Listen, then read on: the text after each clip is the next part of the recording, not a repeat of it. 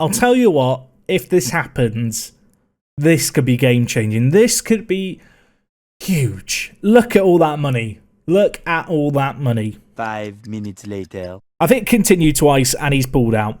I don't know what to say. I don't know why I got my hopes up, everyone. Why did I mean, look, the Tycoon, it's not happening. It's not happening. The club's still up for sale. Will they come back? I want to believe. Run the intro. Run the intro. This is not how I wanted to start today.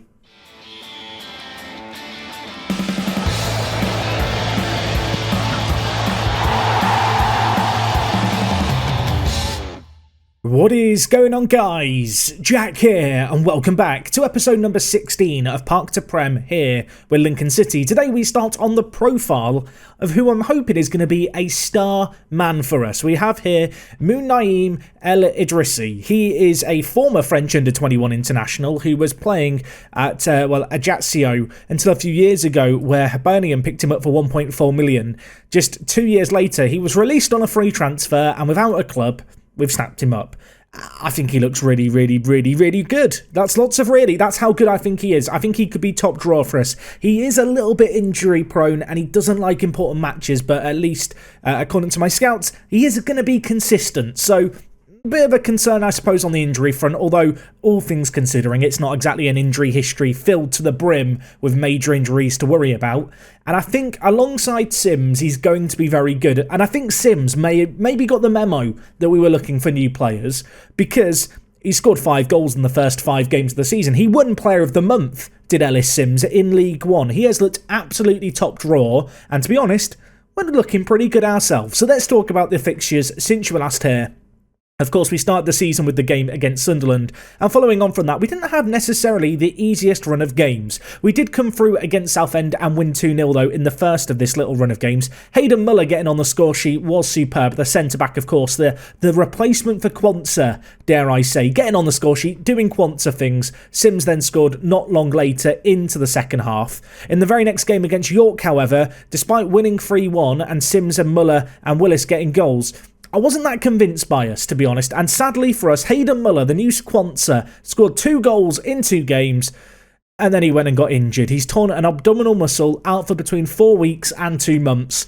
It's a pretty big blow, if I'm honest, and it has meant that for a run of games here, we have had Quansah back in the defence, and he will be there again today. So for the Quansah fan club, all of you who left the Marky Cooper fan club after yesterday's episode where we sold him, look, you've got a new man to latch on to now. Anyway, the next game was against Birmingham City, a 0-0 draw here, not a great deal to speak of, and another draw followed against Burton. Away from home, not really a great result. That said, Burton and Birmingham, certainly 2 of the larger clubs in this Division 2 teams who I think have both started fairly slowly, but, you know, to draw against them, I didn't feel too overly fussed. Sims with a nice goal in the game against Burton. We then beat Sheffield Wednesday on penalties in the EFL Cup. That was a great result. Callum Green scored for us in the very first minute. I know a lot of people were concerned that I'm looking to sell on Callum Green. I can confirm this man is a part of my first team plans and he's very good. I don't see a world in which we sell him, at least in the immediate future. And despite his first minute goal, it did go to penalties. It wasn't overly convincing. And while speaking of not being overly convincing, my oh my, this game against Hull City, I nearly had a heart attack, everyone. We were 4-0 up in this game. It finished 4-3. We got off to the best possible start. Aidan Fitzpatrick with a goal within the first minute of the game. The ball slowly but surely trickling over the line. Ben Cottrell then scored from the penalty spot before Ellis Sims scored for us, the first of 2 goals he would get in this game. And at 3-0 up going into the break, I felt pretty good. I felt not smug, but content. I felt like we'd had a good performance against a team who are expected to do big things. And so when we got another goal via Ellis Sims to make it 4-0, I'll be honest, I kind of switched off a little bit. It was one of those games in Football Manager where you start wondering, you maybe open up a different tab in your web browser and start watching a YouTube video in the background. I shouldn't have been doing that because they made it very, very close. Hull City scored 3 on the bounce. A really, really nice couple of goals in this run as well. But ultimately, we did come out victors, and this was a good result. Despite the little scare towards the end, Hull City, a team predicted to do very, very well this year. To beat them at home 4-3 was great. They're also considered a mini kind of rivalry of sort. Good result. Good attendances as well. We are very frequently selling out our ground now, which is well, promising for the future, I hope. Anyway, you can see more recently we took on Leicester's under 21s. It was the EFL trophy. We lost 2-1. I'm going to be honest, I'm not going to show the highlights for this. I don't know how we've not won this game. It was against Leicester's under 23s. They had an XG of 0.93. We had an XG of 4.28. I mean, we missed a penalty, and Eldrissi had a goal disallowed for being offside. It was one of those. It was one of those, everyone. You all know the kind of game it was. Not one that I'm going to dwell on too much.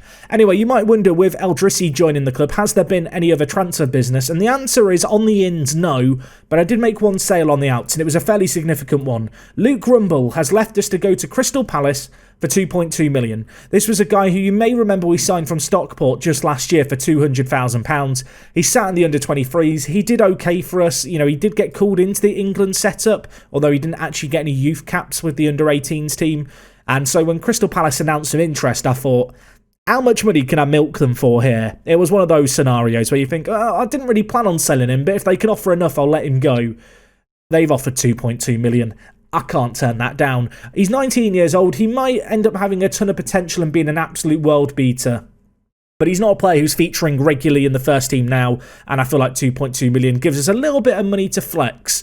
Hopefully, I mean, as long as it doesn't vanish after a takeover. You can see, obviously, in the intro, we didn't have that Tycoon Takeover happen. I was very excited about it. Clive Nates is still looking to leave the club as soon as possible. I have no doubt there will be more takeovers, more transfer embargoes and such before this season is over. But for now, you know, despite the instability off the pitch, on the pitch we've looked pretty good. 2 draws, 3 wins. We actually have identical records with Preston and Plymouth. And we also have the same goal difference, which is very, very weird. That said, after 5 games played, everyone has slipped up. It is very close at the top. Today's game, we're taking on Charlton, who currently sit in 10th place. If we just look at the pre-season billing, Charlton, a team who were expected to do very well, but have had a little bit of a slow start. You can see our pre-season billing now up to 5th in the predictions. I like the media. The media like us as well, apparently. You can see here, Peter Okafor, the key player for Charlton. Very good player, 20 years old. Keep an eye out for him out on the right wing. He's a man we've got to try and keep quiet today. But anyway, I mentioned the Hayden Muller injury. It has meant, as I said, that Quanta's come in. He's played 3 games for us.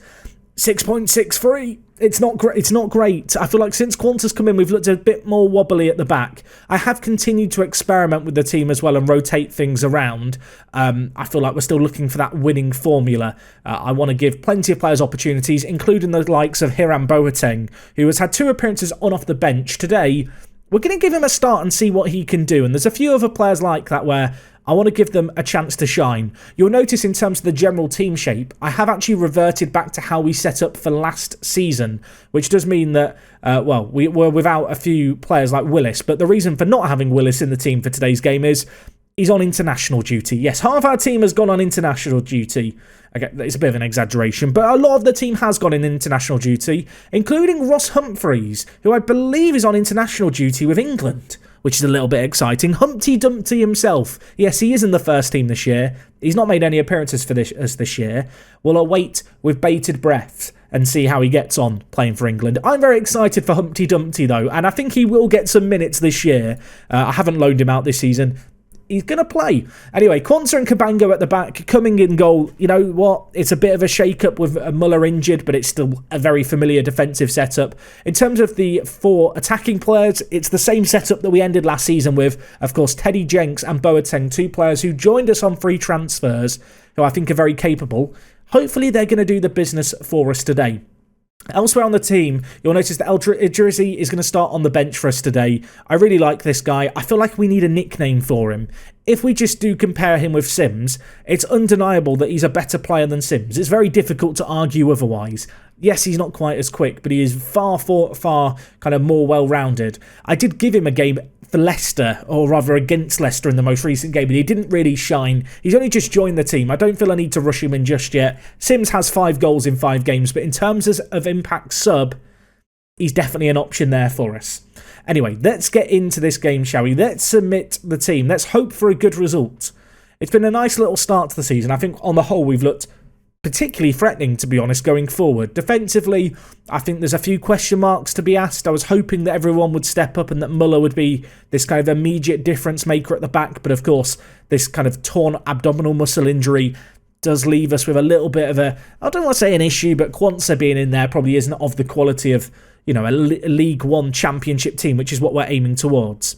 Anyway, Cottrell whips in the ball towards Green. It's headed away by Stubbs. This is a big game for us. I want to win this kind of game. We've had a good start to the year, but if we really, really, really want to be in the playoff shout, or dare I say automatic promotion shout, winning these kind of games is essential as Fitzpatrick hits over. He's not quite had the form of last season, Fitzpatrick, although he's looked largely threatening. Unfortunately, that was a moment where I need him to hit the target, and he's blazed it over. The good news is for us, though, we've got another highlight immediately. It's with Green. Okafor clears it away to John Jules. It's now with Pitts, who takes it down and is running forward. Can we get in a tackle? We can't, but coming to the rescue. Huge save by him, getting a strong palm to it, pushing it out for a corner.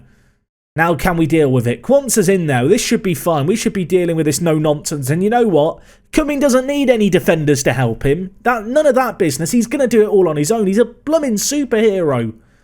Anyway, he lumps it forward to Cottrell. This is probably the point that's ending to a highlight, but as we bring it forward, I want to be hopeful. Sims, can you tuck it away? It's offside. He did tuck it away. It was a really nice move on the break. Unfortunately, it ain't going to count. Love that, though, from us. Surging forward, so many men in the attack, but you can see there, Sims just a tiny bit offside. 20 minutes gone, though. This has been non-stop action to start, which is a optimistic sign. I feel like last season we had a lot of 1-0s. This year, it's a bit more exciting. I feel like we've got a bit more firepower going forward, but equally, we've not really improved the defence, so other teams have more firepower than us. We can't really rely on our defence like last year to be a big strength. Anyway, Henry brings it forward, hits it. I thought the crossbar had come to the rescue. No, it was coming to the rescue. Huge palm to head it over, and then he punches it away. Blooming hell. He's doing everything, this man. Giving the man of the match award now. He's on a 7.0, everyone. Huge tackle by Lopez. Fitzpatrick, could we hit them on the... No, we can't. I thought for a second there was going to be a chance emerge. It looked like there was possibilities, and all the possibilities, they were running through my head, but it was all in vain. Anyway, they're bringing the ball forward again here with Okafor. Goes wide to LeBong, who whips it back post. Quansah's there, though, to get it away, but only as far as Sayer. Still more defence needed here from us as Teddy Jenks wins the ball, gives it to Sims, who needs to hold it up now and can't do it for us. John Jules on the attack. He's end-to-end, turnover of possession after turnover of possession. Let's make sure not to foul. I could see it coming, everyone. You could all see it coming.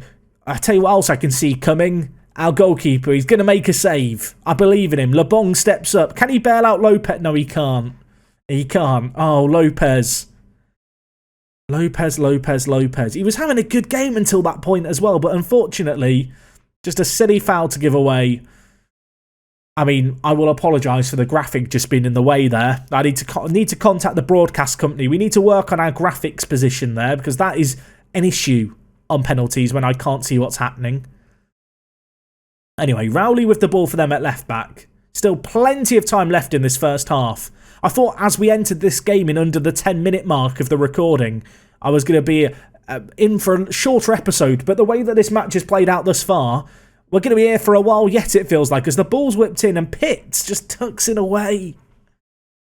Oh, the opportunities we had early on, we might look and rue, because to be honest, we should have taken them. We should have scored one of them, of course. The linesman did deny us one of them. Ball whipped in here by LeBong. Quansah, it's not even Quansah's man, it's Hughes' man, isn't it? I had to check to make sure it was Hughes before I threw him under the bus. Sloppy at the back, and you can see how quickly things change here. We're now down to 6th with a few teams having games in hand around us. This was why this match was so important for us. Far from pleased. Knew this was going to be a big challenge, but we have not looked at the races today. I just want to look. Statistically, we have had a lot of chances and a lot of the ball. We're not creating enough. I might be about to do something crazy here. I mean, talk me out of it if you want to, but it's a video, so you can't. I'm doing it. I'm going to take out Jerome Boateng, and I'm going to bring in El Idrissi. We're going to give the Frenchman a chance, but he's not going to just straight swap with Sims, no. We're going back to the old faithful. We're going back to our roots. The 4-4-2 is back. But there is a highlight that's going to commence before the change can happen. If they go 3 goals up, I'm going to feel like we left our change too late. If we score a goal here, suddenly I reevaluate our plans. Although there's a wild part of me that thinks, yeah, let's go mental. Let's play the 4-4-2. We have the men for it. We have the personnel for it. But we might not need it. I think we do, though. Lopez bringing it forward. You need to make amends, mate. You gave away a penalty. No sandcastle building for you. Ball whipped in. Cottrell back post. Tucks it away. Do I want to stick with this tactical? I'm going to stick with it. I'm going to stick with this tactical change. It might come back to backfire. It might come back to be a big mistake. Nice move by Cottrell, though, here. The ball by Fitzpatrick as well deserves credit. Just ghosting in at the back post and volleys it. Instep. Kind of cushioning it home, keeping it low. Not hit with a great deal of power, but it finds the back of the net. And we're going to the 4th. It's happening, everyone. I'm going to demand more as well. I'm going all out here. Can we get another goal? Can we pull even? That's got to be the immediate goal. But time is just trickling away here. Can something happen? Right. I'm going to make further changes. Callum Green's not been great either. Let's bring in Finney. Let's bring in the old Finster. Our old deep line playmaker. Not seen much game time this year at all. I think he's accepted his role as more of a squad player. But he's here now. We need him in this moment.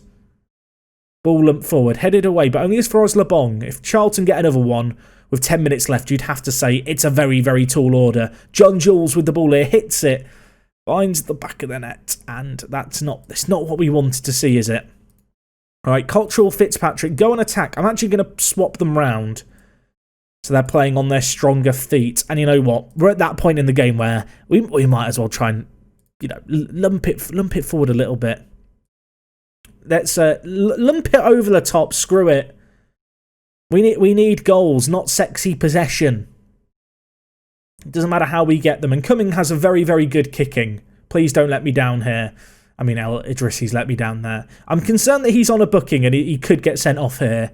I've bigged him up a lot at the start of this episode. He's done naff all in this game. It's not been a classic for him. So the ball's whipped in. LeBong hits the woodwork. Get it away! The issue with going very attacking like we have is we are going to leave ourselves exposed. So we kind of have to accept that. Hughes, 1 goal now and I'll start to believe. But equally, it's a 2-on-2. They've just lumped it. Route 1, I can't even knock it. Cumming makes a great save. You cannot knock our goalkeeper's effort in this game. He has tried his heart out. He's made another save, everyone. Give him a cape. Give him a cape. He's a hero. He's conceded 3 and I still think he's a hero. Fitzpatrick. Idrissi, this is your moment. Oh, he's missed it. The keeper's made a good save. Probably should have scored it. I'll tell you what, I wondered after the first half if the second half could live up to all the action. It is. Hughes brings it in, whips it in. It's dealt with, though. There is a breakaway now, and I'm very conscious of it, and it was always going to happen. They should score this. Cumming stops. Just a round of applause for Cumming, everyone. He's done absolutely just unreal business for us. Unfortunately, it ain't going to be enough, because I don't think we're going to score 2 in this time. It says a lot when a goalkeeper's on a 7.4 rating despite conceding 3, doesn't it? He might have more to do here. He does. The cross is straight down his throat. I mean, there's 3 minutes left. There is still hope. It could still happen. As unlikely as it might feel, we could still make the... There is theoretically time available to do it. I think he's offside, but El Idrissi, can he finish it? No, it's tackled. Fitzpatrick tries to get it in. I mean, we've had chances. We've had a lot of chances, but as we went more attacking, they also had more chances. 3-1, probably a fair result. Not happy with it, of course, but Charlton are a very good team, and away from home, it was always going to be a tall order. What I will say is, it was an entertaining game at the very least, and Cummings had his moment. As the headline said, though, there, Charlton benefit from wasteful Lincoln. Wasteful? That feels like a dig, doesn't it? That's harsh. But no, disappointing result. We look fairly competitive, though, which I suppose is the one silver lining I will take from all of this. Our upcoming games are not easy either. We've got Fleetwood up next and Preston, who are second and first. Now, the league table, in truth, is at such an early point here where teams are constantly moving around. I highly doubt they're going to be the teams towards the top at the end of the year. You can see Preston in 8th and... Who was the other team? Fleetwood. Where are Fleetwood? Down in 11th. So, look, they could end up being really tough games. They probably will be tough games, but I'm not going to do live comms of them just because I think it's too soon in the season, right, to be pigeonholing teams. What I will say is we have played Hull, we have played Charlton, we have played Birmingham, we have played Sunderland. We've played 4 of the 5 teams predicted to finish above us. And so the fact that we're still in the playoffs despite that, despite a really tough start to the season, does leave me cautiously optimistic that we're going to be okay. That, we just need a little bit of time to, I don't know, find our groove and get in the mood, I suppose. But for now, I'm going to go away and I'm going to play some more, eagerly awaiting the next takeover. I'm terrified about them, if I'm honest. We'll have to see what happens. The chairman wants to sell. I can't really knock him. One thing that is, I've totally forgot to mention it, we should mention it. The youth level is going to be increased. That is what I've done with the money that we've made through selling stuff. We're spending £4 million to increase our youth level and to improve the youth facility. So that's a little bit of news that I probably should have mentioned soon. It goes a little under the radar. Sadly, that work is not going to be done for another year's time. So a little bit of waiting still. But, have it on your radar. Could be worth being aware of. Anyway, guys, that's going to wrap up everything from me today. Let me know what you make of El Idrissi. I think he could be really good. I know his goal-scoring record in Scotland wasn't exactly emphatic, but if he can rekindle some of his earlier career form, I think we've got a really special player here. But it could be another Mark Cooper, couldn't it? Anyway, I'm gonna, on that sombering and negative note, we'll leave things there. Thank you for watching. I'll see you guys again soon. It is me, Jack, and I will talk to you guys in a bit. I'm out.